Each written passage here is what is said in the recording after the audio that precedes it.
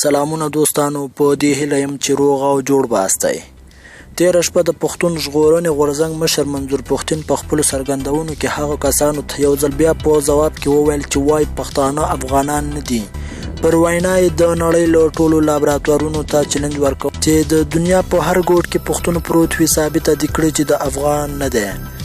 موږ افغانان یو، افغانان وو او افغانان به اوسو. د پښتون ژغورنې غورځنګ مشر منظور پښتين تېره شپه د شمشاد ټلویزیون سره په ژوندۍ بڼه په مخامخ خبرو کې د پی ټي ایم په وروستیو پرمختګونو د لر او بر مشرانو په دریځونو او د پاکستاني ریاست له لوري له پښتنو سره په شویو ظلمونو خبرې اترې وکړې. پښتين څرګنده کړه چې پښتون قام د جبر او ظلم څخه نور په تنګ راغلی دی او غواړي چې د جبر او ظلم ته د پای ټکی کېږدي، چې غوره بیلګه یې په کوزه پښتونخوا کې د پښتنو لوی غورځنګ دی.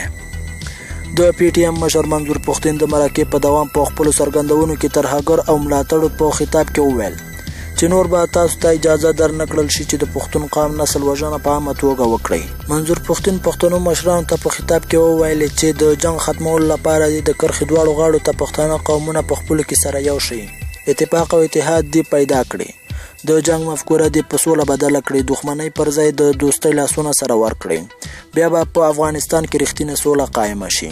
پښتين وایي که چیرې سوله وشوه نو په دې توګه به په لر او بر یوه لویه خوشحالي وي. هغه ورځ به تر ټولو بهترینه ورځ وي چې زه د لر او بر پښتنو او اقوامو سره یو ځای په هغو سیمو وګرځم په کومو سیمو کې چې د کلونو راهیسې د یاد قومونو نسل وژنه کېدله او هلته د جنگ پر ځای د سکون فضا خپروي. نوموړی زیاتوي دا چې موږ یو قام یو، نو په دې توګه که چیرې په افغانستان کې سوله راشي د کوزې پښتونخوا خلک به هم د آرام ساه واخلي. منظور پښتين د افغانستان په قومي مشرانو، سیاسیونو، رهبرانو، عامو ولسي وګړو باندې غږ وکړ چې سولې ته لومړیتوب ورکړي.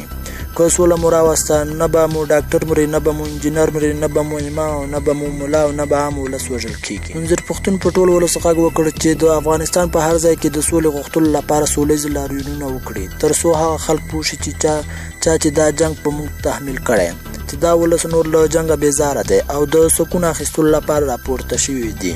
نوموړی د مرکې په وروستیو کې هم څو ټکو ته اشاره وکړه. هغه وویل لر او بر یو افغان دی، یو بل ته بخښنه وکړئ او یو بل په غېږ کې ونیسئ. دا به نړۍ ته ورښکاره کړو چې د پښتنو خاوره بې څښتنه نه ده.